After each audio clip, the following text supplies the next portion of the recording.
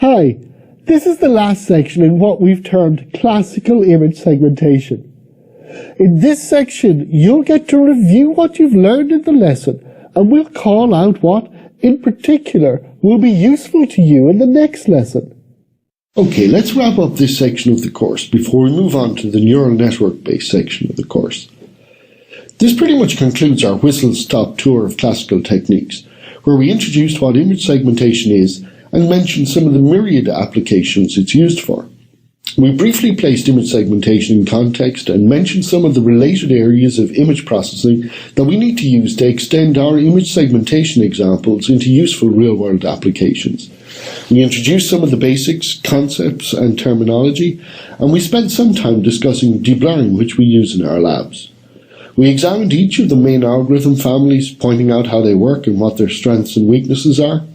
We took a starter algorithm from 4 of these families, and we took the SLIC superpixels and the Harris cornel detection algorithms, and we used these in our lab work to segment real-world images. Before we conclude this section and kick off into the machine learning-based approaches for segmentation, and in particular the pretty cool stuff in the neural network-based approaches, I'd just like to pop 1 or 2 last slides, really to illustrate that this is just the tip of the iceberg. This lesson has only scratched the surface of algorithms that can be used for image segmentation. Other algorithms that can be applied to image segmentation include linear regression, random forest, decision trees, logistic regression, support vector machines, naive Bayes, dimensionality reduction algorithms such as PCA, gradient boosting, Markov decision processes, graph cuts, so on and so on. These algorithms are all very useful, and if you're interested in this area, you should explore them. To wrap up, I'd like to emphasize that there are many domains where classical segmentation algorithms are appropriate, and there's lots of real-world applications where these algorithms are used. I think they're particularly appropriate for situations where either CPU or memory is an issue.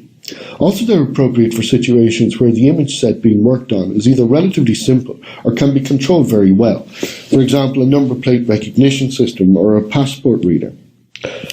There really is no one-size-fits-all approach. You need to consider carefully if you're going to segment on the basis of edges, in which case algorithms like Canny and Sobel or templating will be of most benefit, or whether you're going to segment based on similarities, in which case threshold and clustering and region growing are probably most useful.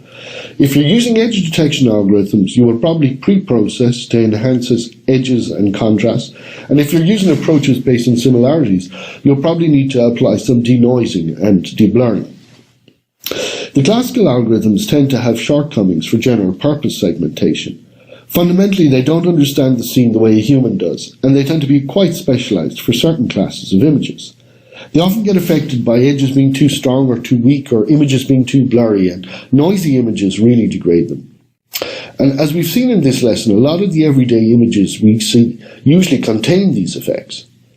So, before we move on to neural network-based approaches, it may be worth reminding ourselves that we have a reasonable grounding in general image segmentation. We've seen what the older, simpler algorithms have to offer us, and next we'll see what the newer, more complex algorithms can do for us. Okay, that wraps up the classical image segmentation module. Thanks very much for sticking with it for so long.